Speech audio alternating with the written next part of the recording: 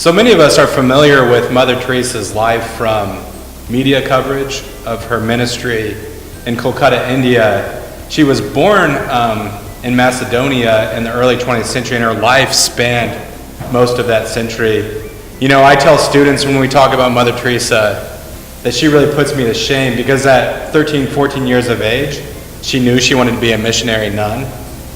At 14, I was trading baseball cards, and I don't know what I was thinking about precisely. But she set the course of her life and ended up as a sister of Loreto, serving in India.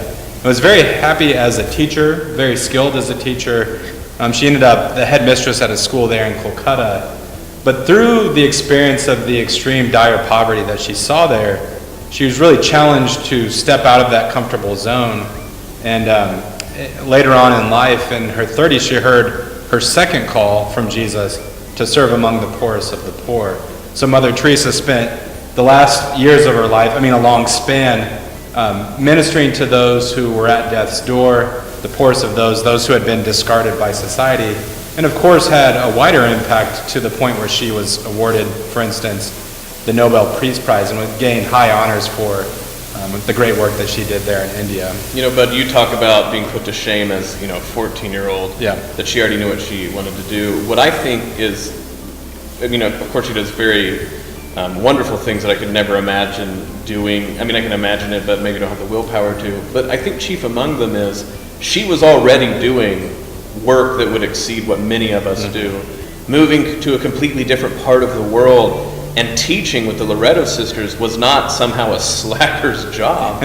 But she saw that Christ was calling her to an even higher, different calling. And not to impugn the work that she did. There's still Loreto sisters, when she left, and she blessed them in their work.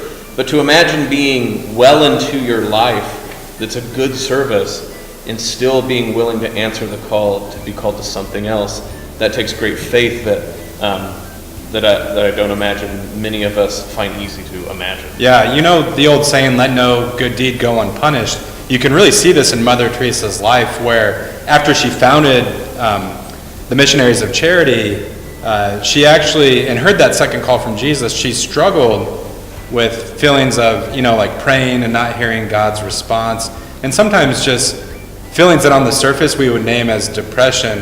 I think looking back at that contour of her life, to me, again, I really admire that she went through what some theologians and some mystics have called a dark night of the soul, where she actually asked Jesus, if I'm doing this work for even the consolations or the joy that it provides, take those away from me so that my desire is for God alone. So she not only had this kind of life of self-sacrifice, this heroic witness, but also persevered faithfully in the midst of sometimes feelings of real deprivation and loneliness. And I think even that part of her life too is this wonderful blessing, because for some people it will be a challenge to say, well, maybe sometimes I am wrapped up to pray because of the consolations I have. But on the flip side, if there's people who experience dryness in prayer, and I think it's actually this great relief to hear Mother Teresa, of all people, felt spiritual dryness, but look what she was still able to do through love of Christ, even through the spiritual dryness. And in that witness, provide both a challenge and a consolation. She's talking about not having it, but allowing for a consolation for maybe us who feel a spiritual dryness as well. If you looked back at the lives of the saints, and every life that we looked at was this kind of like happy, joyful stasis. We might, if you were someone who didn't feel those feelings, you might wonder, like, am I outside of the orbit of God's grace? But we see with Mother Teresa that a life of fidelity and witness to the faith can take on a different shape than, say, someone like St. Philip Neri, who was known for being like a prankster and more joyful on the surface. Right.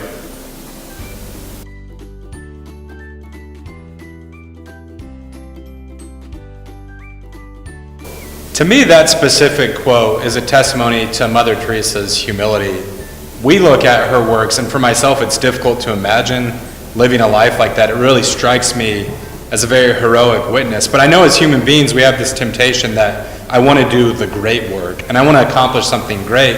But some of the things that she did on a daily basis, whether that's wiping people who can't wipe themselves, or caring for the nitty-gritty of folks who are in the dying process, some might look at those things and say, like, that's either insignificant or it's not something I want to be a part of. But Mother Teresa recognized that she was encountering Jesus in these persons. And so she asked God for the humility to say, look, I'm like this pencil, and I want you to write what you want to write, my feelings, set aside. It ties into another quote that she was famous for saying, not all of us can do great things, but we can do small things with great love. And I know in my own experience that sometimes I get distracted or actually like pushed off the course because I'm looking for the next great thing. But what are the small things or the difficult things or the troublesome things that God's placed in my life providentially, by which he means to sanctify me? And Mother Teresa, I think, challenges us not to overlook the children that we've been given, the difficult coworkers that we might have. Hey now. Yeah, nothing personal there. Or even minor things like maybe this like persistent headache that I struggle with or whatever, that those are precisely the kind of shape that God's given to our life to put us through like the purgative fires so that we can be brought to the point where we more closely conform to the image of his Son. You should get that looked at, by the way. But I will say, what that also reminds me of is if you think about a pencil, of course they don't have brains or anything like that. I know that's a big revelation for the folks back home. But if you think about a pencil, if you can imagine even like a cartoon pencil, it would only notice each stroke at a time. And each individual stroke won't even make a letter, let alone, an entire sentence. So in our lives, when we put ourselves in the hand of God like that, the individual things we could do could seem rather disconnected. What is it to the pencil to make that second stroke on an F? If you see what I'm saying. I know this is kind of sound weird, but the pencil's just making one stroke at a time. Yeah.